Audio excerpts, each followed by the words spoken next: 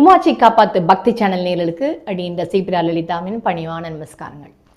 ஐப்பசி மாதம் முடிஞ்சு கார்த்திகை மாதம் பிறக்க போகிறது. நவம்பர் 17 திங்கக்கிழமை. இந்த நாளில் அன்றைய தினம் கார்த்தால 6:38 வரைக்கும் துலா மாதம் இருப்பு இருக்குது. அதுக்கப்புறமா கார்த்திகை மாதம் பிறக்க போகிறது.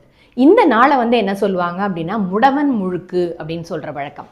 அதாவது கடை முழுக்குன்னு சொல்கிறோம் இல்லையா, அந்த ஐப்பசி மாத கடைசி நாள், அதுக்கு மறுநாள் தான் இந்த முடவன் முழுக்கு அப்படிங்கிற இந்த அற்புதமான நாள் வருது. இந்த நாளில் என்ன சொல்லுவாங்கன்னா, அந்த காலத்தில் அதாவது இந்த புண்ணிய ஸ்தானங்கள், புண்ணிய நதிகளில் தான் நம்ம நீராடணும்னு சொல்லியிருக்கோம். இதுக்காக ஒரு முடவர் என்ன பண்ணாராம், மயிலாடுதுறைக்கு நடந்தே வந்தாராம். அவர் வரும்போது என்ன ஆயிருக்கு அப்படின்னு சொன்னால், கார்த்திகை மாதம் பிறந்து போச்சு. அதனால ஐயோ எனக்கு நான் இவ்வளோ கஷ்டப்பட்டு வந்தேனே, இந்த துலா ஸ்தானத்துக்கு தானே நான் வந்தேன், இப்படி ஆயிடுத்தே அப்படின்னு ரொம்ப கவலைப்பட்டாராம்.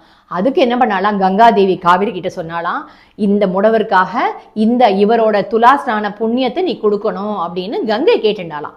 அதனால அந்த முடவர் முழுக்கையும் ஏத்துண்டு அந்த நாளை அந்த முடவருக்காக முடவன் முழுக்குன்னு சொல்லி அந்த ஒரு நாளை பெருமைப்படுத்தியிருக்காங்க. அப்போ அந்த நாளையும் நம்ம யூஸ் பண்ணிக்கணும் இல்லையா.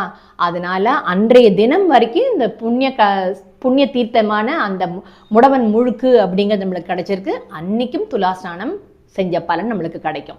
அன்றைய தினமும் சொல்ல வேண்டியது என்ன, கங்கே யமுனே சைவ கோதாவரி சரஸ்வதி நர்மதே சிந்து காவேரி ஜலேஸ்மின் சந்நிதம் குரு.